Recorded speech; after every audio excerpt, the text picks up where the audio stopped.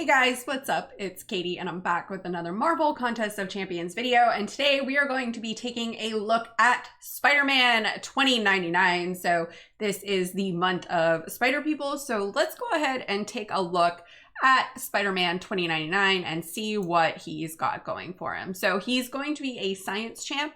Miguel O'Hara, a brilliant geneticist from the year 2099, goes through a series of incidents that culminate with him having his genetic code spliced with the DNA of a spider. He gains several spider-related powers similar to the original Spider-Man, like superhuman agility, strength, and wall crawling. However, his powers are slightly different from the original. He can organically create his own webs. He has retractable claws, and instead of spider sense, he has hyper accurate vision, which is so powerful that essentially works as an early warning system. So this guy might be a pain to fight.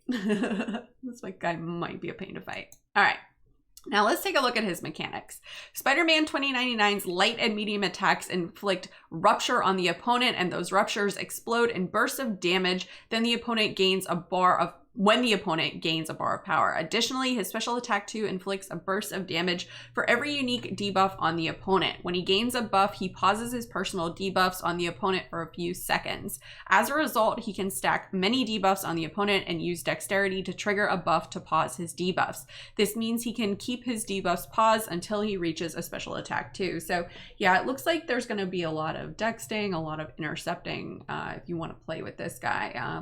Maybe he'll play similar to Stealthy in regards to pausing his buffs, much like Stealthy pauses his Fury. But let's read on. Let's not jump ahead of ourselves. Okay. So let's take a look at his abilities.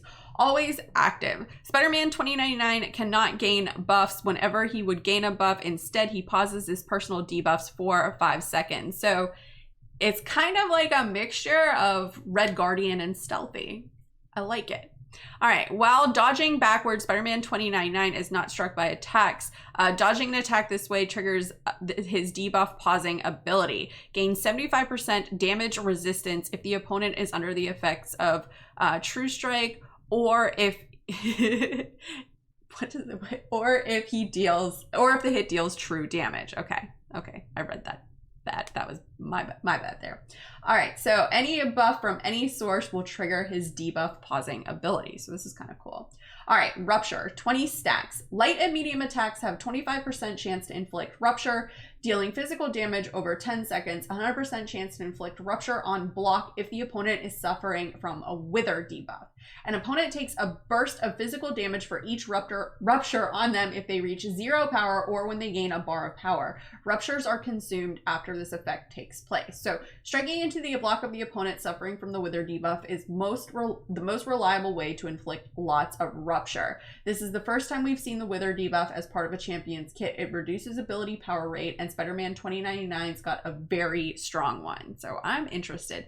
I really like Stealthy and I really like Red Guardian, so maybe I'll really like the combination of the two. All right, let's continue on. Heavy attacks inflict an exhaustion debuff, dealing crit damage rating, decreasing crit damage rating for 15 seconds. Resistance up, max 100 stacks. When attacked, there's a 100% chance to gain an indefinite resistance up passive, increasing physical resistance and energy resistance.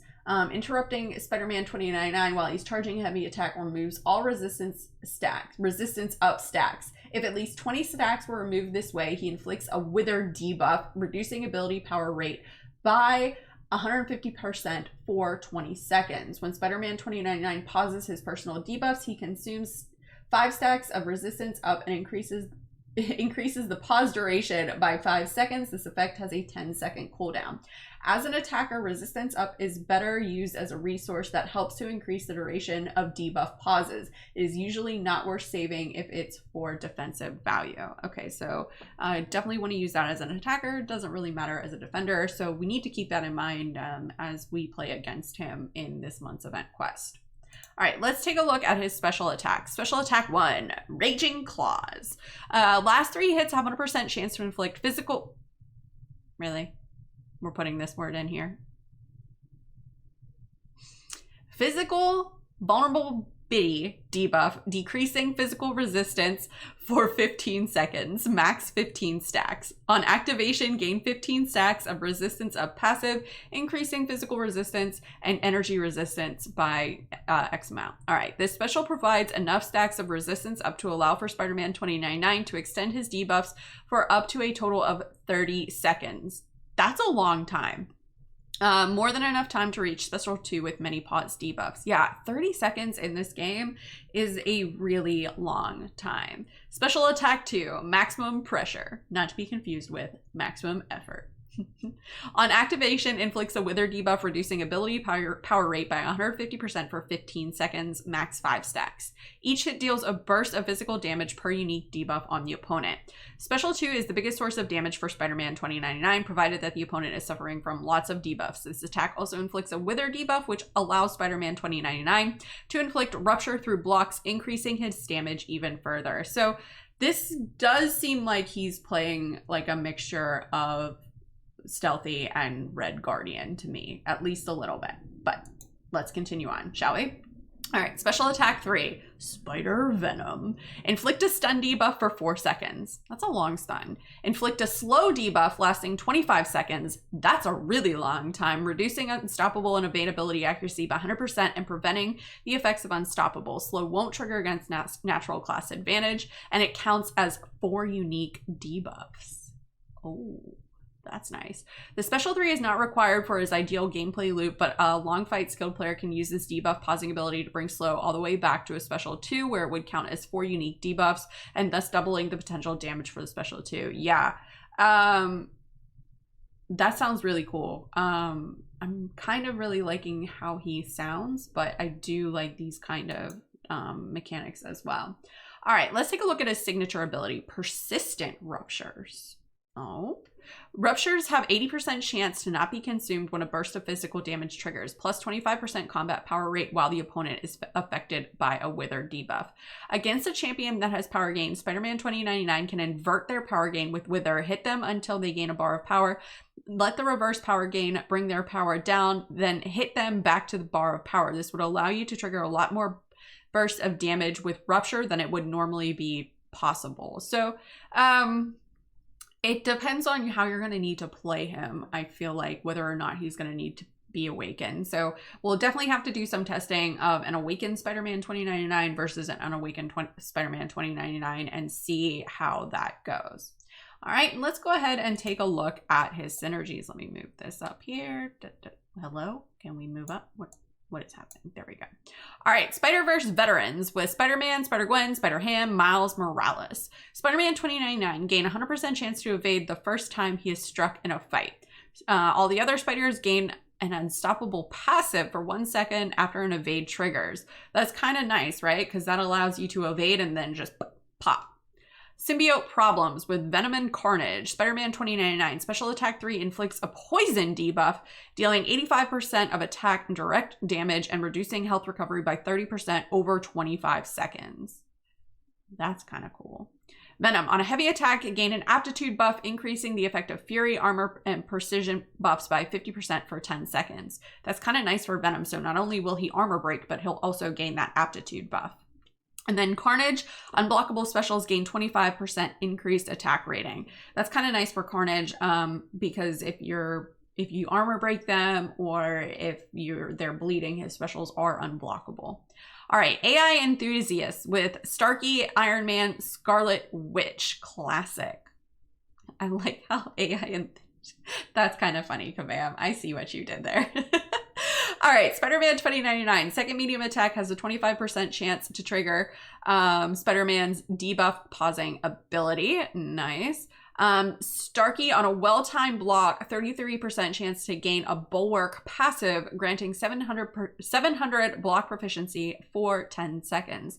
That's actually nice with Starkey because he is squishy, but you really don't want to parry with Starkey. So... Scarlet Witch, when granting a buff on herself, gain 15% of a bar of power over 3 seconds. That's kind of nice for Scarlet Witch. Iron Man, heavy attacks inflict a power drain, removing 50% of the opponent's current power over 5 seconds. This effect has a 20-second cooldown. That isn't bad for Iron Man, but it's Iron Man. No one's really going to bring Iron Man. All right, then we got coworkers with Sabretooth, Longshot, and Psylocke. Spider-Man 2099 gain 85 crit rating per unique debuff on the opponent. That's kind of nice, especially if you really stack them. Sabretooth, blocking an attack has 10% chance to grant a regeneration passive that heals 25% of the damage taken from the block over 25 seconds. That's nice for Sabretooth, especially if you're bringing him in as an attacker. But do people really do that anymore? I don't think so. Longshot. Here we go. When Longshot nullifies a regen buff, gain a regeneration buff, healing 5% of base health over 10 seconds. It's kind of nice for a Longshot.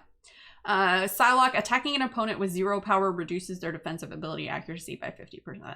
That's okay. Sabretooth's signature ability increases the ability accuracy of this synergy. Oh, that's nice too. So you don't even need an awakened Sabretooth to do that. But that is it for Spider-Man 2099. Let me know in the comments below, what do you think of him? Do you think he feels like a complicated champ? Do you think he plays like a mixture of Red Guardian and Stealthy? What do you think of his mechanics, and what do you think of his synergies? Let me know in the comments below and let's discuss. As always, guys, thanks so much for watching and enjoy this quick word from Kevin Smith. Hey man, it's me, Kevin Smith, and if you enjoyed the mediocre Mcoc video full of scrub gameplay, then show Katy some love by hitting like and subscribe, man. Katy don't ask for much. Katy did ask for this. Katy did. So do like Katy did and bug people and get you to like and subscribe, man. She's doing that Mcoc beautifully, not mediocre. Katy!